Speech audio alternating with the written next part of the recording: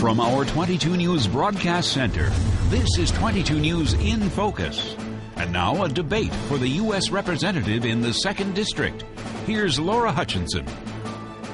Good Sunday afternoon. You're watching this special debate edition of 22 News in Focus. I'm Laura Hutchinson. You've just finished watching two candidates, each taking on Congressman John Oliver for a seat in the United States House of Representatives, representing District 1 here in Western Massachusetts. Now we're moving on to District 2. Tom Wesley is joining us now. He's running against 22-year incumbent Richard Neal on the Republican ticket. Now, Congressman Neal was invited to join us, but told us he would not be attending. We will, however, move forward with our commitment to hear from the candidates willing to attend our program. So let's get started. Tom Wesley, first, take this opportunity to introduce yourself to us. Well, thank you, Laura. First of all, thank you for having me, and thank you for allowing me to come on with without Congressman Neal.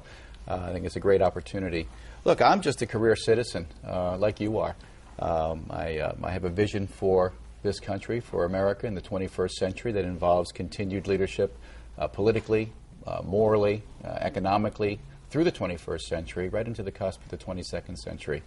As I said, I'm a career citizen. I've never run for office before in my life, but I think it's my patriotic duty to do so now in this time of great challenge for America. You know, I started my career at the U.S. Merchant Marine Academy, got my commission, and took my oath of office to support and defend the Constitution against all enemies, foreign and domestic. I went on to enter the U.S. Navy, became a Navy pilot. I flew helicopters out in the Western Pacific during the Reagan years and chased Soviet submarines around the Pacific with torpedoes and flew off of small ships. And came back to the Pentagon. Worked with the Organization of the Joint Chiefs of Staff. I had a prestigious internship there, which was great, and then moved on to the Chief of Naval Operations Staff and got an opportunity to see how the inner workings of Washington functioned. Then left the Navy, stayed in the reserves for a few more years, went into big business in aerospace and defense, and had sales and marketing positions of increasing responsibilities, and ultimately had my own business involved in aerospace exporting and then involved in some importing. Had a great start, crashed and burned at the end, got back into big business. Look, I've suffered the trials and tribulations of small business owners just like they have. Got back in big business, actually got involved in the operations side of business and have actually run factories here in this country. I've built product. In this decade, I've built product in this country. I understand those global dynamics. And through it all, I've been a citizen. I've lived all around the country. I was born in New York and lived in Florida and Maine and California, Hawaii.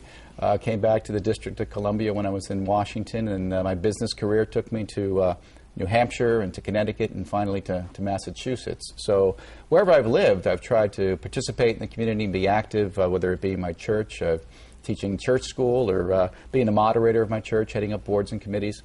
And I'm still involved in scouting. I'm an Eagle Scout from way back, and I've always been involved with youth activities. And even when I was out in Hawaii as an adult leader, I was mentoring boys whose fathers were overseas on deployments, and still I'm the Scoutmaster in Hopedale where I live. So I'm just an ordinary guy who's lived an extraordinary life. I've done an awful lot of international travel in my life, and it's at a time now where I think it's time to put that to use for the betterment of the country. So why Congress? Why Congress? Well, as I said, I took this oath of office to support and defend the Constitution, and I don't think it's got a statute of limitations.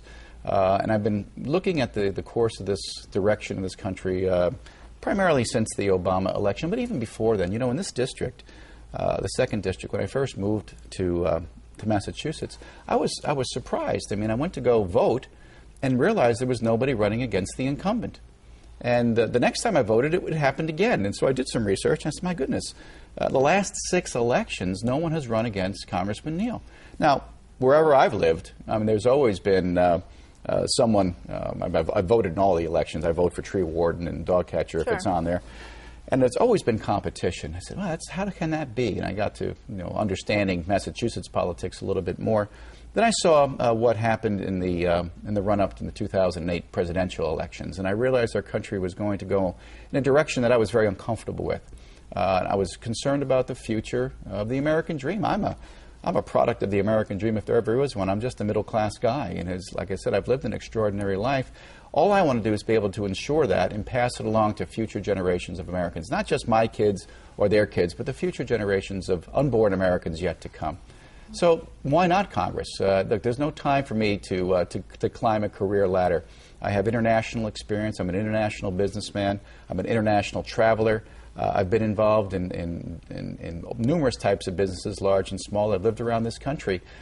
Congress is the next place for me. That's the place where I can make the most impact. Okay, well, Congressman Neal has been in this for 22 years, and in doing so, he's certainly moved up a lot in the House of Representatives. You would be going in brand new, and some might argue that our district would also be getting a fresh start here. Is that a good thing? You know, he's really worked his way up. And well, I think there's a lot to be said for bringing home the bacon, but I think it also asks the question, where's the beef? It's not about special pet projects coming in. It's about sustained performance, and I think the people need to ask the question, are we better off today here in Springfield area, socioeconomically speaking? Are our schools better? Are our streets safer? Have we gotten the bang for the buck? In all deference to the incumbent, he is a career politician, and he's climbed the career political ladder here as city council, as mayor, and ultimately a hand-picked successor to a 36-year incumbent who also has Springfield roots. Now, this is a big district. It runs all the way from the Connecticut River on the west, all the way along the Mass Pike and along the Connecticut and Rhode Island borders out to Route 495 on the east. It's 41 towns and cities.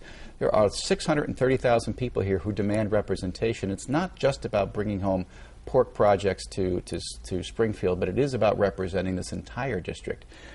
Going to be some interesting things that happen in this election come November. Mm-hmm. There's going to be a lot of change across this country. I think you see it. You hear the footsteps of a lot of seats being up for grabs. There could be 40, 50, 60. Some pundits are even talking about 100 seats changing hands. Mm-hmm. So it's not about one person going down to Washington, one of 435. It's about one person going down as part of this new group of people that are going down to Washington, who America is asking to change things, who are asking to put America first. And that's what I intend to do, is to put America first. Look, I am a conservative. I am a Republican. I'm proud to say that. But I will do what's right for America. Okay. Well, not to dig up skeletons here, yes, but we do have a past, a bankruptcy filing. Some might argue, if you have difficulty time handling your own money, how are you going to handle taxpayers' money? Will you talk to us about this bankruptcy filing? Well, thanks for giving me the opportunity to talk about that. Look, I pursued the American dream in the early 1990s. I was an entrepreneur. I started a business. I took a risk, as many, many Americans do. I started a business that was global in nature. I underwrote those loans personally. That was the way I could get the capital necessary to run the business. And it worked out well for several years, and it didn't work out well for a couple of years after that. I take full responsibility for that. These are my decisions. I could not grow the business. I couldn't scale it to the heights necessary to make the numbers work. And when I found that was the case, I tried to take the company down slowly to make sure I could take care of my employees, to make sure I could find alternate employment for them. And all the burdens of that fell upon me and my family. And we took responsibility for that debt. And we went to seek bankruptcy protection.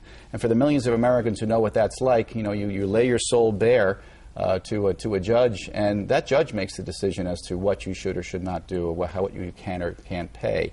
I did reach out to my debtors to ask them for some relief, to negotiate with them. They weren't interested in doing that. Mm-hmm. And I will say that episode is behind us. We've paid a tremendous price for that from personal liability point of view. Our credit rating, I had to send 2 girls to college essentially paying cash because it's impossible to get student loans. And we've picked ourselves up. People talk about fiscal responsibility. I'm accepting responsibility for my actions. I haven't seen anybody in Congress stand up and say, I took responsibility for that failed legislation. I spent $1 trillion on a stimulus, and it didn't create nearly as many jobs as people thought. Nobody raises their hand and says, this is my fault. I'm a businessman. I took the risks. Teddy Roosevelt said, better to dare mighty things that achieve glorious triumphs, even though checkered with defeat. than to rank among those poor and timid souls who neither suffer much nor enjoy much because they live in that gray twilight that knows neither victory nor defeat. I'm a risk taker. I took that risk. I paid that price. I was hoping I was going to reap the great rewards, but that is the American dream, and there are countless numbers of entrepreneurs who have done the same thing and gotten on the same path that I have. I paid the price. Okay, so you've personally learned a lot from that situation, but you just said you're a risk taker, so why should I trust you with my money? Oh, that's a great question. Well, I have learned a lot. I've learned a lot. Now, I was a small business owner with grand visions and realized I can't do it all alone. So I learned the importance of good contracts. I had international people who owed me money. I didn't have good, solid contracts with them. Part of the reason I was unable to pay those bills is they were uncollectible debts. I understand the importance of maintaining good, tight inventory controls. Those are the things that put me over. In seasonality, supply chains. And I've actually taken those lessons in my big business life. I've run international supply chains. I've run international distribution networks. I have learned those lessons, and I've been successful in that. I became a huge advocate when I was running manufacturing plants of things like Lean Six Sigma programs, just-in-time inventory systems. I've personally gone out to, I can't even tell you how many hundreds of suppliers in my life to make sure that we had solid supply chain agreements in place. Those are lessons that I've learned, and they've paid great dividends for my employer. And it paid great dividends to me, quite frankly, from a personal point of view. Okay, well, let's move on. The big story, high unemployment. We've seen months and months of high unemployment, probably the most we've seen since the 1930s. How do you propose moving this country forward? What are some of your ideas? Well, the most important thing is to understand that government doesn't create jobs. Business creates jobs. I heard it said recently, and I think it was about as simple an explanation as I've heard in a long time. An entrepreneur takes a risk with a product that they can make for a certain amount of money, and they think they can sell it for something more. That's the most simple way of explaining how businesses get started and how jobs get created in this country. Government does not create jobs from that perspective. So what the role of government ought to be to get out of the way. And so we've got a situation right now with, as you said, high unemployment, generationally high unemployment, with some not so good-looking forecasts coming up. Right, we seem to be stuck at or around 10% unemployment, and yet we've got a government that hasn't passed a budget for the year 2011. We've got impending tax increases that this Congress has adjourned before passing to let people know what's going to happen come January. We have businesses uncertain of what the costs are going to be for health care coming forward. They're afraid to make decisions, and government ought to be making those decisions for them and at least let them be able to plan and not have a moving target. We need to get regulation off the backs of businesses. This is not the time to add cost to businesses. It's the time to reduce costs. Let's at least think about freezing those kinds of impending regulations. I also understand that the EPA is looking to change some emission standards now that are going to add more cost. Many of these regulations are job killers and job freezers. We need to be letting American enterprise do what it does best, and that is create jobs, and it gets created because of increased demand. And, you know, we've got a corporate tax rate. You know, we talk about offshoring jobs very often to Asia, but we forget that we offshore jobs to places like Ireland. Ireland has 470 U.S. manufacturers there. Very, very high-tech, high-value-add, good jobs that used to be in the United States. They didn't move there because of low labor costs. I mean, the costs of doing business in Ireland are 2/3 to 3/4 what it is here from a labor point of view. Material costs are about the same. Even regulatory costs in Ireland are about the same. The issue there is tax, is corporate tax rates. Now, here you look at the United States at 35%, the second highest in the world, just right behind Japan, who has a very stagnant economy as well. And you're looking at Ireland with single-digit tax rates. That money is important to American businesses. It's not corporate greed that moves businesses offshore. It's government greed that seeks to tax businesses into submission. Okay, well, we have a lot more to talk about on this topic. Tom Wesley, we're going to come right back here with you, but first we're going to take a short break. Now, Tom, we were just talking about job creation. You were really you were saying you don't really think government should be creating the jobs. That's right. Demand creates jobs, and what government ought to be doing is increasing the opportunity for demand. So let's talk about the stimulus, for example. Right. Stimulus created artificial demand in some respects. Now think about it, it's a $787 billion, almost $1 trillion investment, as they say. But really, 40% to almost 50% of that went to transfer payments. It didn't really go to creating demand. What it did try to do was to patch holes in municipal budgets, transfer payments of one form or another. We were sold this idea that it was going to be a shovel-ready project stimulus, if you will. And that didn't really happen, at least not to the degree that we needed it to happen. I think it's a good role for government to get involved in some of these mighty projects that they can have some vision financing. But what it did do was to offer a short-term stimulus. That business is not going to be sustainable in the long term unless the government continues to dump that money in. So we've made a big mistake. We've borrowed that money. That debt is going to be a tremendous burden on our future. But what it's also created is an appetite for additional stimulus-type spending that we can't afford. Okay, so I guess it's safe to say you would not be supporting future stimulus packages? That's true. That's okay, true. So what about unemployment benefits? There's been the debate as to whether or not to continue unemployment benefits. Where do you stand on that? You know, it's a very interesting topic. I talk to people all over this district, many of whom are unemployed or certainly underemployed. Anybody who's in the trades is underemployed. People who work on commission, underemployed. There is a lot of stress and strain out there. Yet I did talk to people who talk about wanting to hire people and finding that people will come to them and say, well, look, I'm on unemployment now. Is this job going to be available in a couple of months when my benefits run out? So we have this dichotomy. On one hand, not without a heart, there are some people who are out there who they're hurting. Believe me, they're hurting more than our government even realizes. Yet, continuing to extend benefits, I don't think is the way to go. We have to put people back to work. Now, there are people who are being displaced. American workers are being displaced by illegals in this country.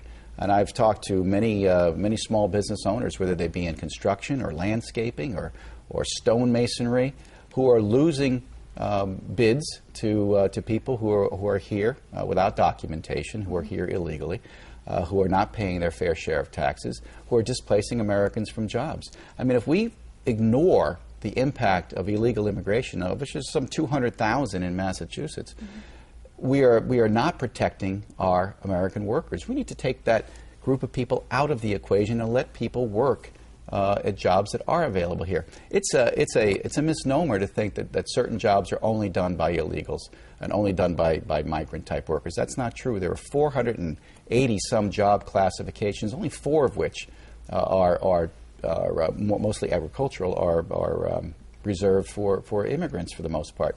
Every time we put people into work who don't belong here, they are displacing a potential American from a job. We need to focus on immigration reform as well to help get America working again. Okay.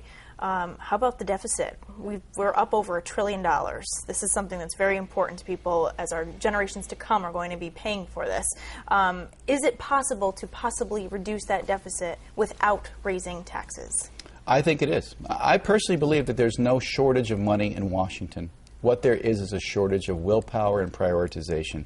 That's the most important thing for us to go is to say, look, we have to live within our means. And again, anecdotally, you talk to people who see people at Social Security centers who are too nervous to work.